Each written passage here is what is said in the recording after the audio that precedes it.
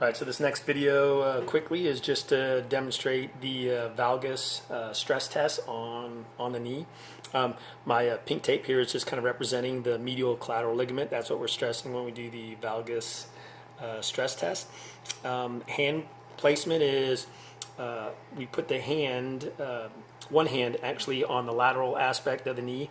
And it's kind of like basically we're using the buttress or fat part of our hand here to kind of make a force going perpendicular through the knee joint that way, okay? And then my other hand goes down here around the ankle and we'll elevate the knee into a kind of flex position at about 15-20 degrees, and then we're just applying this force, and I think you could see the knee kind of open a little bit, and that's normal. I mean, what we would look for is if there's an excessive amount of opening.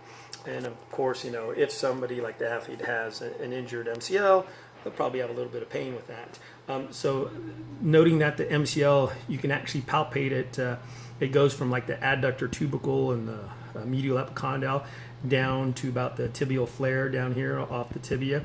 And there's also a couple, varieties of doing this where you could lay the athlete's knee right here, and I've done this before where I've taken my finger here and I go right into the joint line right there, and I am still applying a valgus stress. I'm just doing it this way, if you can see, with my hand down here at his ankle, and I'm still opening up the knee joint, and I can feel that opening with my index finger over the joint. Okay, so that's just another way of doing that valgus stress.